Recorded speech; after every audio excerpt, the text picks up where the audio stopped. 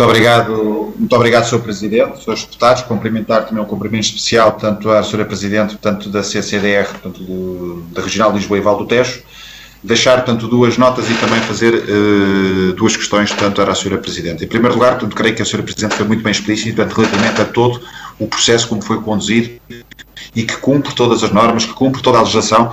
Deixar esta nota e essa referência, portanto, foi muito bem explícito. Isto já baralhou aqui um pouco, portanto, os restantes partidos, porque agora já dizem que os planos, portanto, estão dentro da legalidade, mas depois, por um lado, portanto, já não percebem e depois dizem, portanto, que é mais botão, portanto, acabam, já estão aqui, portanto, um pouco confusos nas suas posições.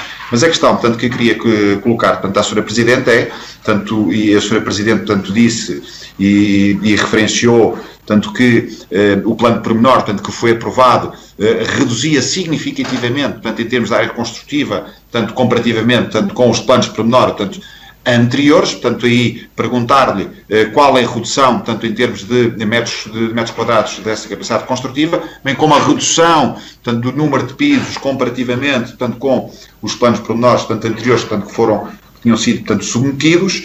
Deixar também uma referência, tanto que instrumentos legais, também perguntar à Sra. Presidente, que instrumentos legais existem para reverter um licenciamento, tanto deste género, tanto deste tipo. Era outra, portanto, pergunta, portanto, que queria deixar. Ainda outra, se confirma, tanto que há um aumento significativo comparativamente com os planos pormenores anteriores no que diz respeito a mais espaços verdes, a mais zonas verdes. Era também essa questão, portanto, queria deixar. E uma última nota, Sr. Presidente. Deixar uma nota, portanto, ao Sr. Deputado Miguel Santos, que também deve ser contra a Faculdade, portanto, da Medicina, portanto, da Universidade Nova.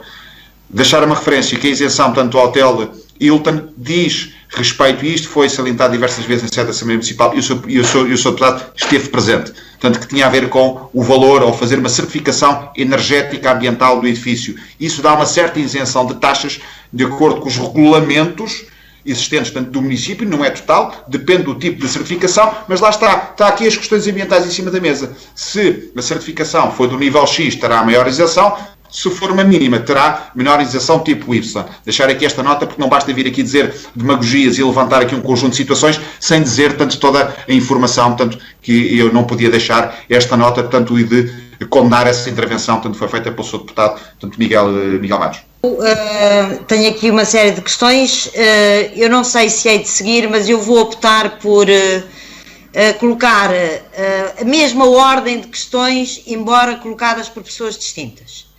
O Sr. Deputado do PS e a Sra. Deputada do PCP colocaram ambos questões que são de natureza procedimental e que eu gostaria de esclarecer.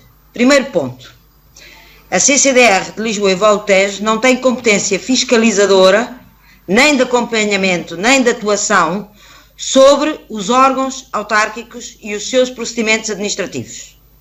Isso é uma competência da DGAL e da Inspeção das Finanças. Portanto, se a Sra. Presidente da Junta de Freguesia cometeu um ato que não é dentro das suas competências, isso não é da esfera da CCDR. Mas as CCDRs não aprovam planos municipais. Quem aprova os planos municipais são os municípios. As CCDRs emitem parecer e acompanham o plano, coligem e articulam os pareceres setoriais e daí resulta uma indicação ao município se o plano deve ou não seguir para discussão pública e se está em condições ou não depois, porque cumpre os decretos, os dispositivos legais e regulamentares. Eu volto a insistir que, como disse, o PROT é um plano que não é à escala da execução. Portanto, quando nós falamos que é de fruição, há quem possa dizer que se a construção está abaixo de 50% da área de intervenção do plano, o que prevalece é o uso público. Portanto, o índice que era de 0,5, que já vinha do primeiro PDM de Cascais, foi cumprido e nunca foi contestado pela CCDR. O que aconteceu foi, redefiniu-se o desenho e redistribuiu-se o uso habitacional de modo a retirar da faixa costeira, ou seja, da frente da marginal, aquilo que era mais denso e com maior sércia. Mas não houve uma redução, só houve redução em relação a 1999, que nós tivemos aqui uma proposta de 1.500 fogos. Portanto, a proposta que vem em 2011 já tem a ronda os 900 fogos. Houve uma redução brutal a esse nível.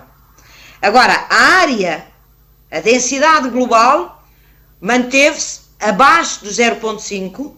O que se reconfigurou foi o desenho e onde é que se colocam os edifícios de maior sércia. Portanto, recuaram em vez de estarem na frente do mar. De facto, a faixa da linha de Sassueiros, da Ribeira de Sassueiros, mais todo o parque urbano, todo ele foi alargado, principalmente no troço final, no seguimento, precisamente, das conversações com a REN e com o plano de ordenamento da orla costeira. Relativamente às especificações do plano de ordenamento da orla costeira, nós não temos competência própria, portanto, isso é um problema da APA. E a APA emitiu um parecer favorável em sede de concertação do plano. Relativamente ao PNPOT e às alterações climáticas, eu gostaria só de recordar que nós estávamos em 2011, estamos em 2021. Se o plano se pode alterar para se reconfigurar a todos estes instrumentos científicos e legais que existem hoje e que não existiam à época, pode sim, mas por iniciativa do município, porque é um plano municipal. Portanto, a CCDR não pode chegar ao pé do plano e dizer agora tem que se adaptar ao plano das alterações climáticas. Isso não pode ser, porque, de facto, há uma consolidação de um direito. Agora, se há ou não legalidade no sentido estrito, isso, de facto, a ação pública é a ação pública que terá os seus meios legais para poder recorrer-se. Não seria o primeiro, nem o segundo, que seria levado aos tribunais por as pessoas entenderem que há questões legais e não legais, aí sim, de natureza subjetiva, que não estão a ser salvaguardadas, numa base de relação de cidadania. Mas isso não é uma implicação direta das competências da CCDR.